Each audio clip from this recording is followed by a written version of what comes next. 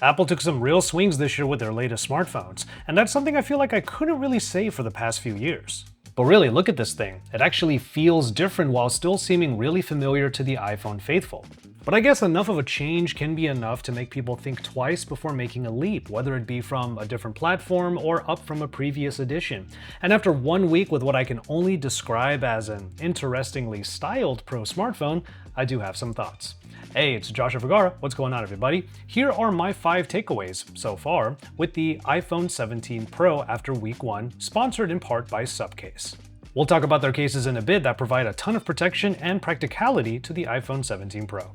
After years of the same design language in pretty much every single iPhone model, Apple actually changed things up with a two-tone design than what they would call a plateau for the camera area, although I really think that this here should be called the platform. Certain aspects are still undoubtedly recognizable as iPhone elements. The actual lenses still have this triangle placement, and the extra buttons are here with the camera control here and the action button on the other side, which both give the confirmation that this is indeed Apple's smartphone. But now there is another way to instantly recognize when someone is using the iPhone 17 Pro or Pro Max, and that's this cosmic orange. I really have to commend Apple for this huge swing when it comes to this colorway, because even I got captivated enough by it that I didn't hesitate to select it. Orange isn't even my favorite color, but it helps make the iPhone 17 Pro feel different, and thus it encourages people to show out. I was just recently on a work trip, and almost every other tech content creator on it was rocking the orange without regret. That's simply a testament to Apple's ability to make something seemingly mundane a big talking point, whether positive or negative. And I say negative, I added there because this specific color has elicited some polarizing discussions. At least there are some choices when it comes to this specific aspect of the design, so you can go somewhere else if you want to. By moving to a unibody design that resulted in a new rear panel that is a different shade than the rest of the phone feels quite fresh, but also once again a bit polarizing. I'm seeing in a few different forums how some people are not happy with the new design changes and would prefer the iPhones to retain a minimalistic look that basically goes back to when the lineup was in single-digit generations. Now, while I can understand the need for that familiarity, I am also of the mind that every major smartphone line feels like they've been in a sort of holding pattern for a myriad of reasons for a number of years now. It's just that this time, we have a much more impactful adjustment. It wasn't hard to notice just how much Apple wanted everyone to prioritize or care about a strap as they do other aspects of their new releases. To be fair, the seemingly infinite amount of accessories available for each iPhone is a big reason why they are desirable. First-party offerings like this strap are extremely abundant, and again, it shows Apple's power at creating trends, or at least making it seem like they do. Crossbody straps for smartphones have been around for a long time, especially in places like Japan and around all of Asia. For people whose whole lives are on their smartphones, it makes sense to keep it out of the pocket and always within reach. And here comes Apple with multiple colors of an admittedly durable feeling crossbody strap, and now I'm seeing people here in the West doing what I only thought was common on the other side of the world. Shrewd move from Apple too to make it so that you need a compatible case because of the connection points in order for this particular strap to even work. That means buying an official case, or third parties are now forced, sort of, to follow design guidelines, and they'll probably have products that have a little notice on the side that says designed for Apple strap. There is something that I can't really unsee though. While I do love this two-tone design that the Pro models have embraced, it does mean embracing a bit of asymmetry. This panel looks like the Apple Wallet, permanently affixed to the phone, and that means that the Apple logo has been shoved down a little bit and is no longer properly centered to the entire phone.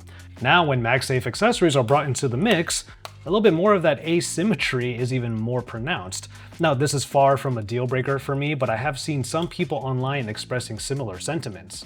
The vast majority of people won't care, nor should they in my opinion, but you know some companies are going to try getting creative and finding ways of blending into what Apple has started here with this new design language on the Pro models and make a big deal of that. Of course, you can always just cover things up and get that proper protection for the investment that is a Pro model iPhone. That's where the sponsor of today's video comes in, Subcase, with the Unicorn Beetle or UB Pro lineup for the new iPhones.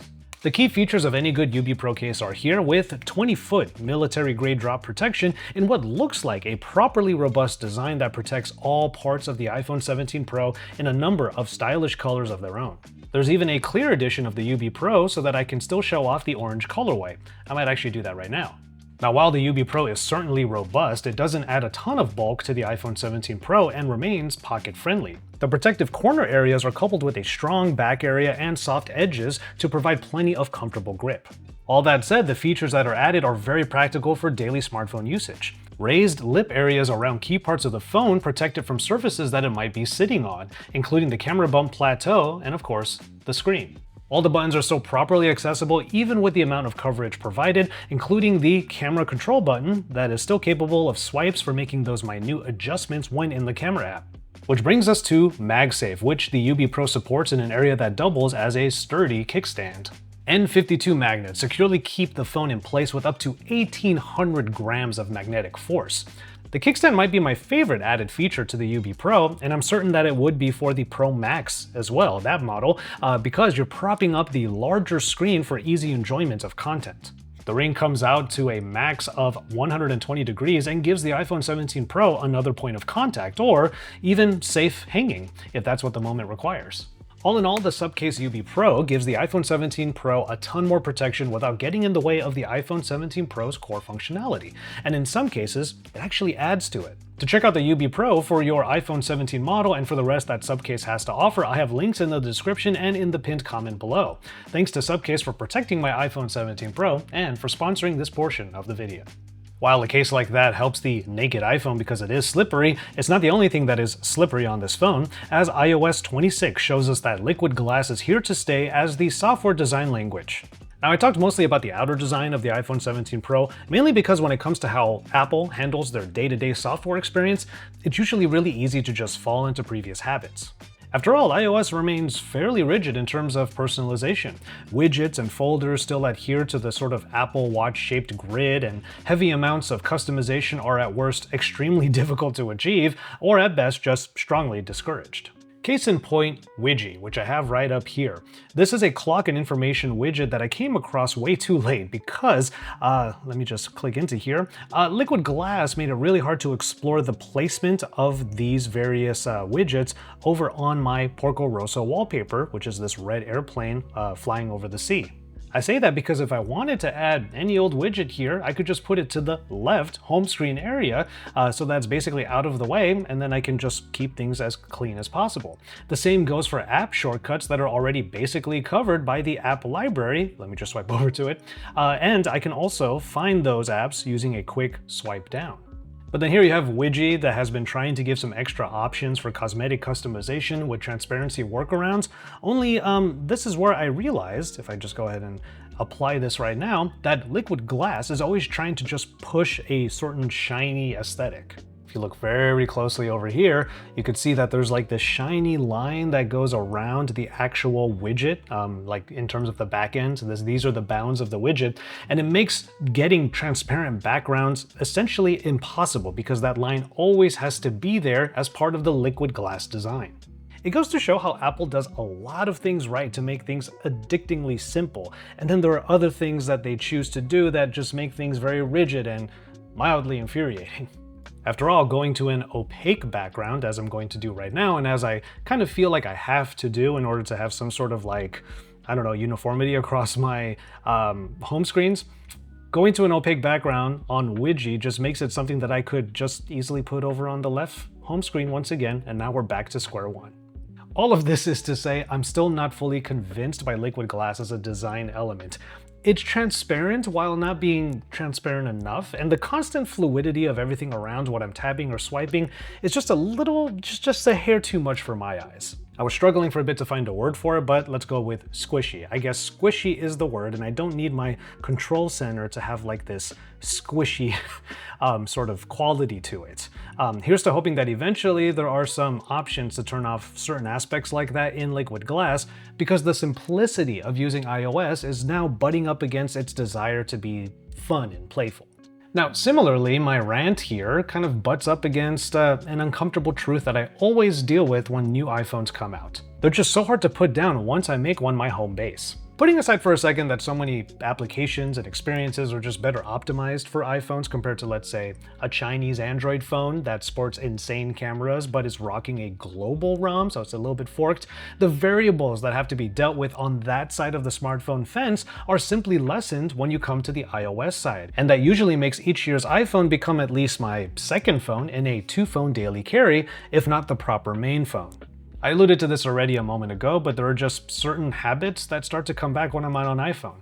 Swipe down and just put a couple of letters in to find the app that I want to pretty quickly. You have a press of the camera control button to get straight to the camera, even if I'm not going to use this button again. There are quick Face ID entrances into key functions like tap to pay straight from the lock screen, or to do app logins. There's of course AirDrop, and let's not forget the greater ecosystem with items like the Apple Watch or the AirPods Pro 3, which I'm working on that video as well, that all seamlessly integrate and switch from my phone to my MacBook Pro, which I use for work, and back again.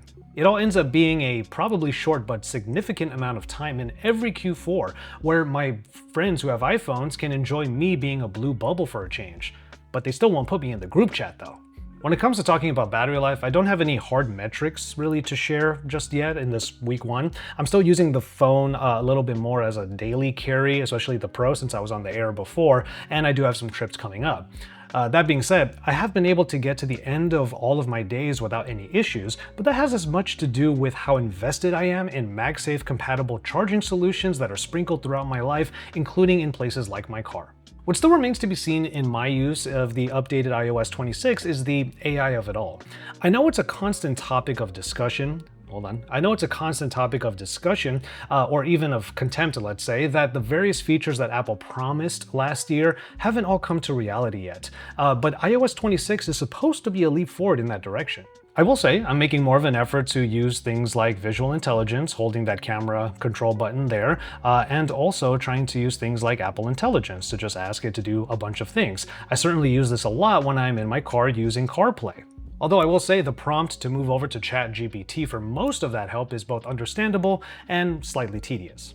The main function that I know I would use the most is also a little bit cumbersome. See, while Circle to Search from Google just needs a hold of the home bar to trigger, I actually have to engage the screenshot feature to finally be able to highlight something or do some stuff with that screenshot, and that includes hitting up ChatGPT once again if I want to get more specific with my query. It's not that much more work, but it is more. Perhaps unsurprisingly, my main takeaway is the same from almost every other Pro iPhone smartphone release. It's still a beast of a camera setup. I'm going to do a proper camera test with this iPhone 17 Pro later on, so make sure to stay tuned for that. This year, we're actually hitting parity among all of the rear cameras with 48 megapixel fusion sensors across the board. That means the main camera, the ultra-wide, and the telephoto that now has a larger sensor at the slight expense of some reach in the zoom range.